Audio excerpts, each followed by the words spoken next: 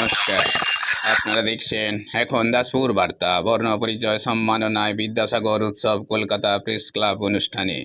British শাসনাধীন ভারতে 1945 খ্রিস্টাব্দে ভারতের স্বাধীনতা সংগ্রামী ও সাংবাদিক দাসপুর থানার চাঁদপুর গ্রামের ভূমিপুত্র পূর্ণচন্দ্র সেনের সভাপতিত্বে প্রতিষ্ঠা হয়েছিল কলকাতা ময়দান মোড়ে কলকাতা প্রেস ক্লাব।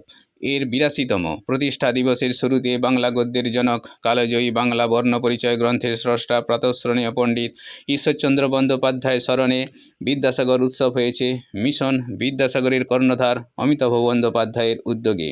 এই সভায় সারা বাংলা থেকে আগত মিশন বিদ্যাসাগরের সহযোগী সংস্থা, স্বাধীনতা সংগ্রামী পরিবারের সদস্যা, বিভিন্ন প্রতিভাধর শিল্পীর সমন্বয়ে এই উৎসব হয়েছে বিশেষ সম্মাননা প্রদানে।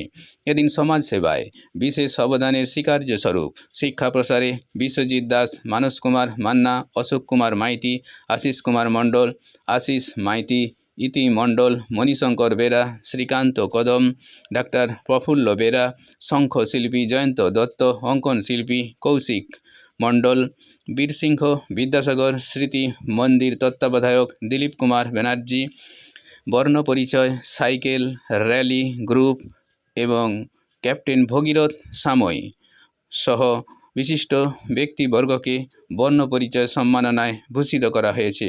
এ প্রসঙ্গে মহামনীষী বিদ্যাসাগর স্মৃতিচারণে তাঁর জন্মদিন 12ই আশ্বিন কিংবা 26শে সেপ্টেম্বর তারিখটিকে রাজ্য শিক্ষক দিবস কিংবা শিক্ষা দিবস হিসেবে রাজ্য সরকারি ঘোষণারও দাবি জানানো হয়েছে। কলকাতা থেকে রিপোর্টে শ্যাম সুন্দর দোলই সাথে শ্রীকান্ত কদম। Like and follow with subscribe এখন দাসপুর বার্তা।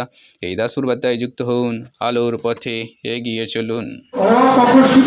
কিন্তু আমরা আমাদের ঐতিহ্য পরম্পরা মূল্যবোধ আমরা সব ভুলে যাব, বিসর্জন দেব, মা বাবাকে বৃদ্ধাশ্রমে পাঠাবো, এটা কিন্তু কখনোই শিক্ষা নয়। বিদ্যাসাগর মশাই অন্তত অক্ষর চেনানোর শেখাননি, তিনি ছিলেন যে প্রকৃত এনলাইটমেন্ট হয়ে আলোকিত মানুষ হয়ে উঠুক। সুতরাং একটি কথাই শেষে বলবো যে ঈশ্বরচন্দ্র বিদ্যাসাগর ভয়ঙ্করভাবে তার মা বাবাকে শ্রদ্ধা ভক্তি করতেন, আমরা জানি।